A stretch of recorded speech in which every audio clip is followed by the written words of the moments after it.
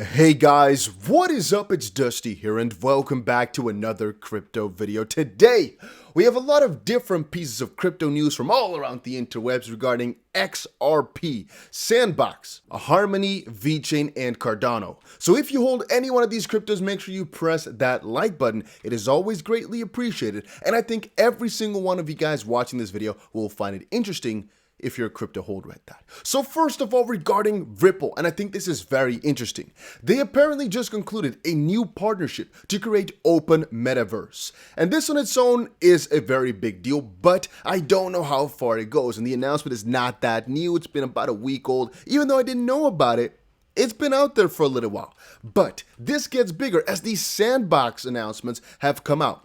You guys have most likely already seen it, but Sandbox, this metaverse crypto, has been acting crazy bullish over the last couple of days. I think they've actually been going up for the last 7 days straight. And here it says these Sandbox extend the winning streak to 7 on Metaverse News. Now, what is this Metaverse News that we are talking about? Take a look. Metaverse News updates delivered support with tech giants such as Meta, Microsoft, and Sony, among big names forming something. Well, apparently, tech giants formed the Metaverse Standards Forum to evolve Web3. This week, Epic Games, Meta, Microsoft, and Sony were among a list of tech giants announcing the formation of the Metaverse Standards Forum. More than 30 names from the tech industry have formed a partnership to support the evolution of the metaverse. So Ripple coming in clutch with this partnership regarding the metaverse is extremely freaking smart, and I always appreciate them for being on top of everything. I told you guys before, I think NFTs on the XRP ledger are going to be a really big thing, purely because it's so ridiculously cheap. It is very cheap, even in comparison to a lot of other networks that we are, I guess, used to. But I'm just very excited to see this from Ripple's side, as again, I'm a very big XRP holder, and this is finally something that's not lawsuit related that's getting me hyped up. Specifically with this announcement regarding the metaverse coming out right now, it's just such a good freaking fit. Makes you think Ripple has some freaking insiders that know about all of this. But it gets even better. Take a look at this right here. McCaleb, who we know is a co-creator of XRP Ledger and of Ripple, co-founder of that, he is almost out of his XRP. Finally, he's almost out of his XRP. It's been such a long while. He right now has 114 million XRP left, which is still more than I have in 10 lifetimes, but you guys get the idea. He used to have a couple billion and he's almost done selling. I mean, literally, look at his wallet. Rob here is sharing. We are now officially at less than 1 month until McCaleb's taco stand wallet is empty. And this is ridiculously nice. I've told you guys before, him selling on its own doesn't necessarily matter too much. He only sells, let's say, 1% of the volume each day, if not less. And at the end of the day, I'd rather have this co-founder selling his XRP coins at 30 cents, 40 cents, than him selling it once the lawsuit is over, selling at $4, $10, whatever, right? So to me, it looks really good just to see his balance go down and down and down and down, because that means less selling pressure further down the road. Now you might say, oh, but this is bad because of selling pressure, or he doesn't believe in the project. Well, they made an agreement. You got to consider this. He's made a couple $1 billion. He had 9 billion XRP at the start, of which he gave a good sum away and yada, yada, yada. But he had multi-billions of dollars. A lot of these guys, they'd just rather move on. They'd cash out their 1 million X and then just move on to the new thing. With a lot of cryptos that I've bought, I actually am happy to just quintuple my money, for example, where a lot of other people are saying, no, just wait until the project starts going off to the moon. But I'm like, well, I bought in at, for example, 1 cent. Right now it's 7 cents. And you might want to wait until it goes to $1,000. Who cares? I already made 7 times my money, which could have been on $10,000. Who knows? I might be satisfied. Then again, it could have also been that I put in $1 million. I right now have $7 million. I'm just fine with that. And that could be the case with McCaleb, that he's got a couple $1 billion and he's good. And again, I'm happy because I believe in the long term for this project. If he wants to keep it short term and get his money out, well, he has XLM, right? He's a big owner in that. I don't think he cares too much. But sure, so it's for every company. There's a lot of people who sold Amazon really early. There's a lot of people who sold Bitcoin really early. And I guess if they made good money, even though they could have made more by holding on, at some point, it might have been worth it for them. But then again, this is really good news because in a couple of weeks right now, let's say 4 weeks or so, he's going to be out of XRP to sell. And I guess you guys can do the simple math on that one as well, right? If he's out of XRP to sell, price goes up just by definition already, right? Because there's a lot of selling pressure that's now gone. I actually saw one question over on Twitter, and this got me really thinking quite big.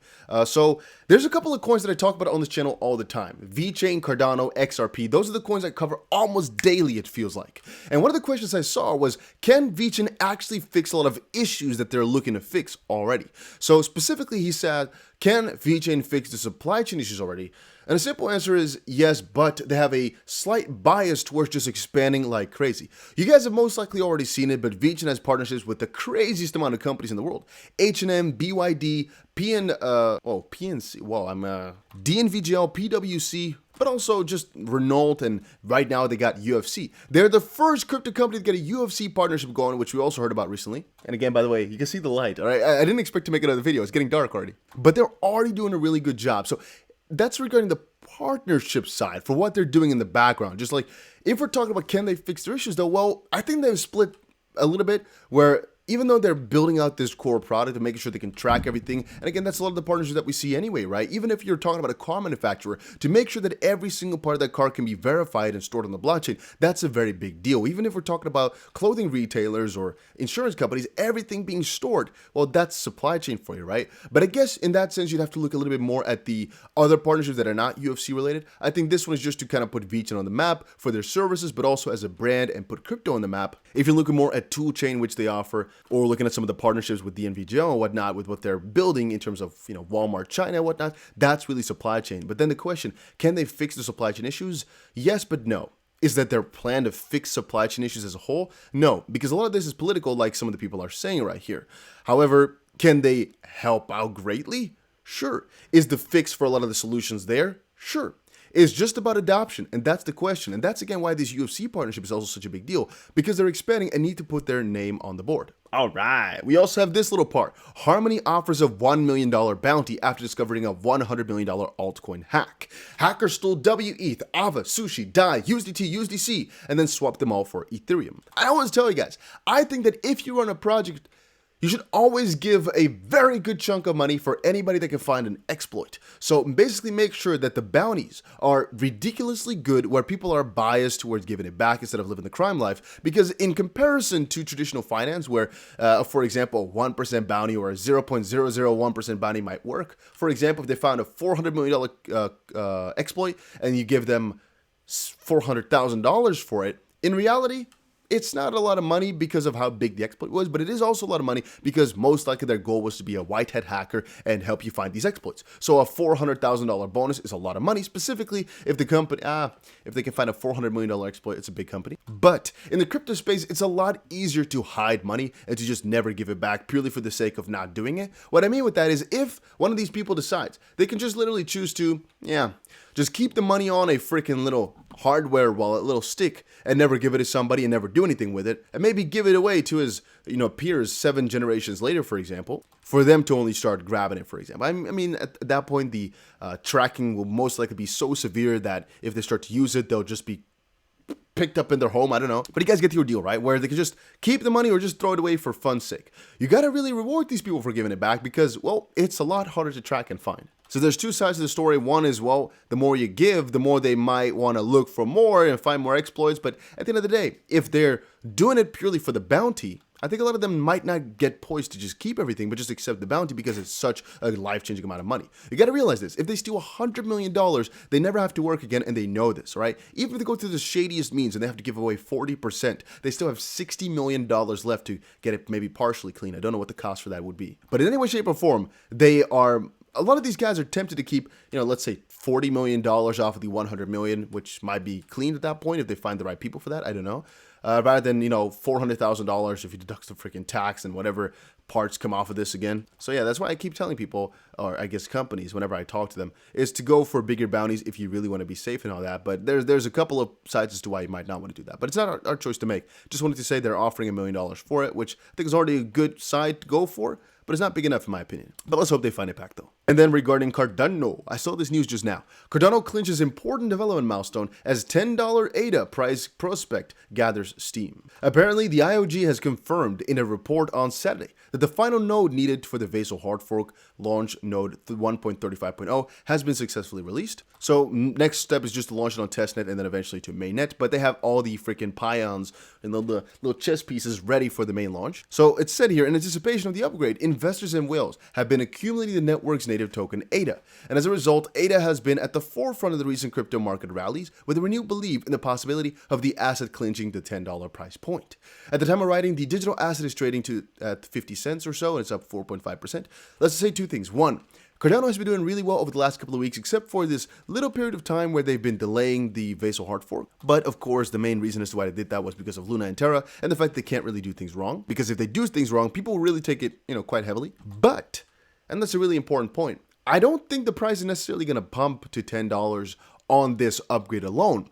But I do honestly believe in at least $20 for ADA somewhere in the future. I don't think that's a really crazy thought. So again, as of this point, buying it I think is an easy 40x opportunity. Even though the average price of my Cardano cannot be above 2 cents. I don't think I bought Cardano very often above 3 cents, so my average cannot be above 2 cents. I still honestly think it's going to be an easy $20 or so if we're taking a couple of years here. With the way in which they're developing and the method, it's already crazy that the price has become this high with them having not that much real world application just quite yet. But for that reason alone, I'm also always thinking the moment that they really start to get things done in the real world, which they're already trying over in Africa, for example, I think they're going to go really freaking hard. And I think $20 might even be a low point.